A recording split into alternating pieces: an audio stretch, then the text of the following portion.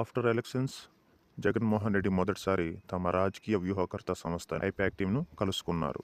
అక్కడ I-PAC team సభ్యులతో సరదాగా మాట్లాడుతూ సెల్ఫీలు కూడా దిగారు. The governance model that was put in place was never seen before. And while I could do all that, nevertheless, 1.5 years of your effort. June 4వ తేదీన తమ పార్టీ గెలవబోయే సీట్లను చూసి దేశం మొత్తం కూడా ఆశ్చర్యానికి లోనవుతుందని చాలా గర్వంగా బలంగా ఐపాక్ టీంతో తన యొక్క అభిప్రాయాన్ని పంచుకున్నారు. I promise that June 4th, this results would ensure that the whole country would stand up and look towards Andhra Pradesh. When someone told me last time itself was 151, last time out of 175, 151 itself is a tall number. 22 out of 25, it's a tall number. This time, we're going to beat that record.